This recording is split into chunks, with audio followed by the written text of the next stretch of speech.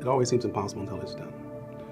Would probably be one of my favorite quotes because I think we tend to, at times, limit ourselves.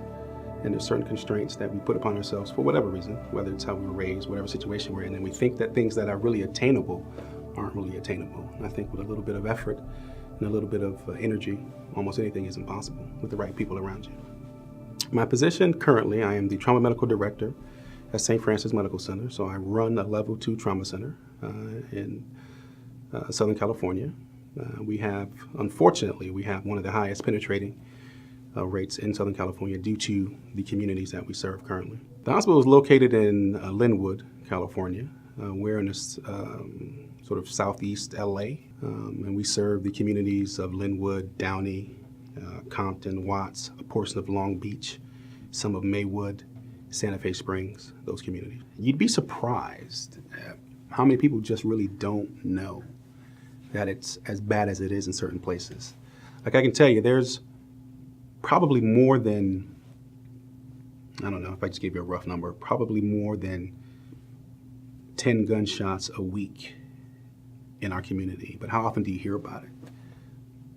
Really, on the news, anywhere? You don't.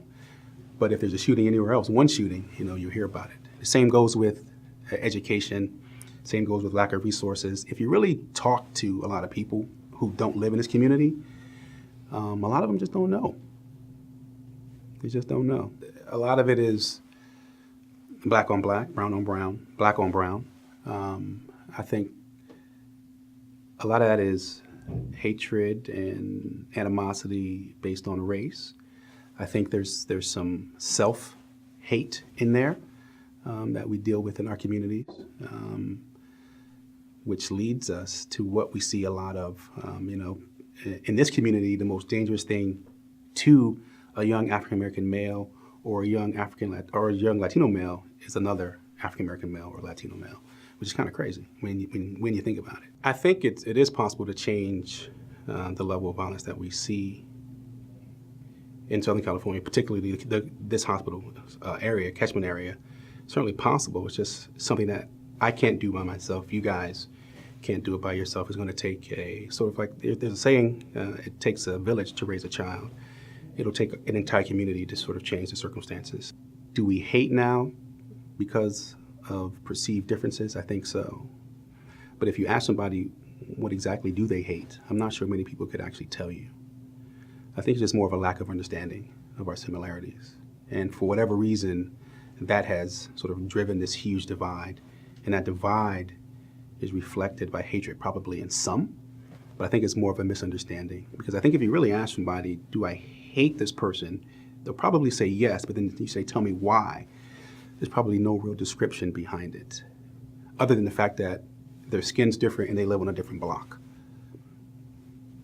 When we talk about the microcosm of the community, I think it's just accepting the differences in your neighbor and sort of embracing our similarities. I think it starts there. And as that begins to grow, I think the community begins to come together. I hope at some point we can disagree without being violently disagreeable, which is a little bit tough for some of us. I don't think it's impossible to end this separation in this particular community. I think it's going to be difficult. There's going to be difficult times ahead. There's going to be some bumps in the road. I think it's not impossible. I think it's going to take some time. I think it's going to take some healing. It's going to take a lot of self-reflection and a lot of introspection, but I think it's certainly possible. When that day comes, I do not know. Hopefully I'll be alive to see it. But if not, hopefully the next generation, moves forward with this mission and they achieve it.